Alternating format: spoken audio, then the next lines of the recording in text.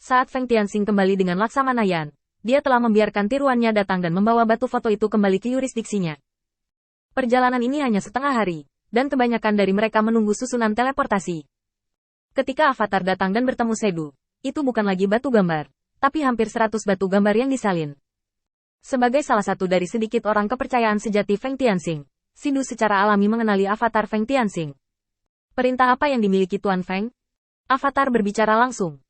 Segera kirim bawahanku untuk membawa batu gambar yang disalin ke kota utama.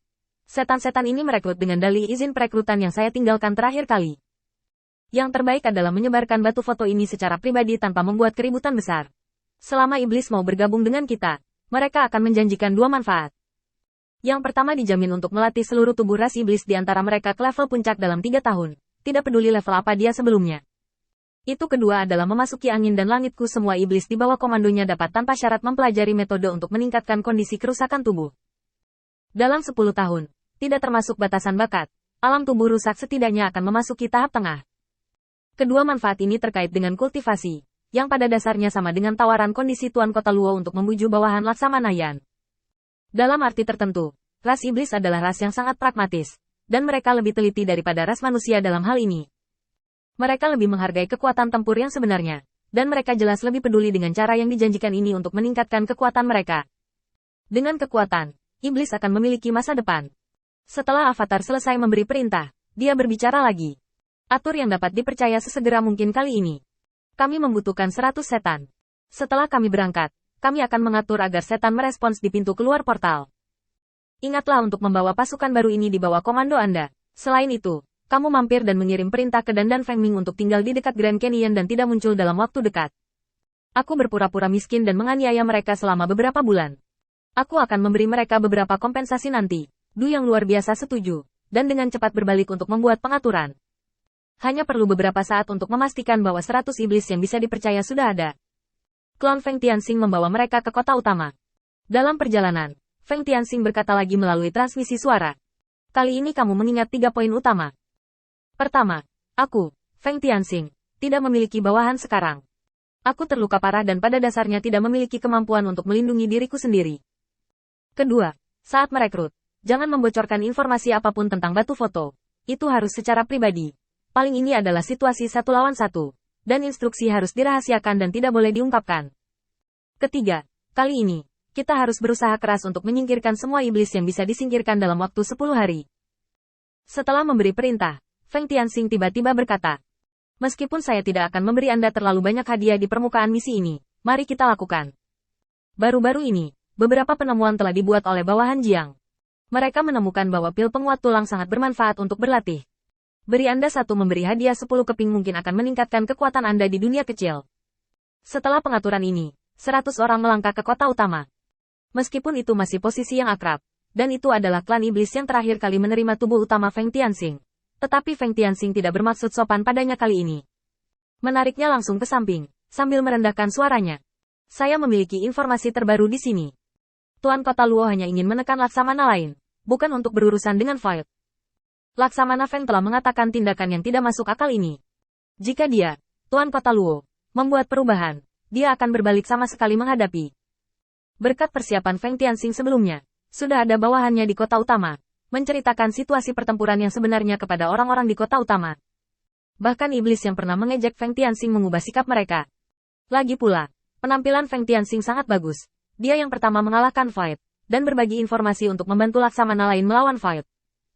Yang paling penting adalah Feng Tianxing ini memiliki kekuatan puncak dari tubuh yang rusak, dan dia tidak mengudara kepada para Laksamana yang berada di tahap awal dari tubuh yang rusak. Jika dia bisa membantu, dia bisa bernegosiasi dan bernegosiasi. Singkatnya, dia rukun. Melihat catatan City Lord Luo, saya pikir itu cukup bagus pada awalnya, dan lumayan. Dibandingkan dengan Feng Tianxing, itu seperti langit dan bumi. Bahkan setan di kota utama, yang telah dimitologi selama bertahun-tahun, harus mengakui bahwa Feng Tianxing memang lebih berani daripada kota utama Luo. Avatar Feng Tianxing selalu merupakan transmisi suara, yang membuat iblis di depannya cukup bingung. Tidak bisa tidak bertanya, apa rencana Laksamana Feng kali ini? Avatar Feng Tianxing muncul dengan retorika yang telah disiapkan sejak lama.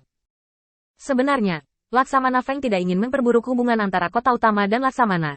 Jadi dia hanya menelan amarahnya dan ingin Laksamana bergabung dengan iblis di kota utama untuk melawan kehampaan dan menciptakan milik kita sendiri. Kemuliaan. Tapi hari ini Laksamana Feng tidak mau mengatakannya. Saya tidak tahan. Ini adalah batu foto yang saya ambil secara diam-diam. Ada hal-hal terbaru di dalamnya. Anda dapat membantu saya menemukan tempat, selama Anda punya ide di pikiran.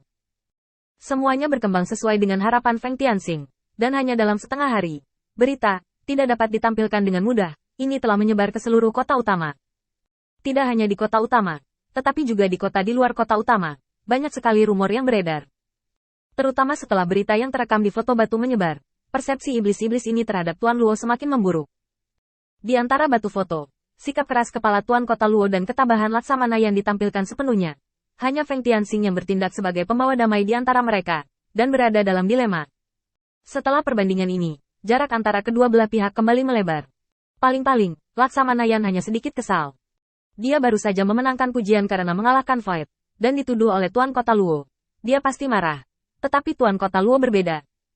Tidak ada usaha, tidak ada pertempuran, biaya pengiriman tentara tidak terhitung, hanya ada satu kemenangan tersisa. Semakin Anda memikirkannya, semakin banyak iblis ini dapat menggali pikiran kecil yang telah disembunyikan Tuan Kota Luo selama ini. Baru pada larut malam iblis yang mengaku berada di bawah yurisdiksi Laksamana Lang masuk ke kota utama untuk mengeluh. Dan iblis di kota utama tahu bahwa yang disebut 300.000 iblis adalah harga dari kerugian. Dari kota utama, Laksamana Lang sepenuhnya mempercayai Luo Lord. Dengarkan dia menurut perintahnya. Tidak satu pun dari 300.000 setan di bawah komandonya yang tersisa. Dan semuanya tewas dalam pertempuran.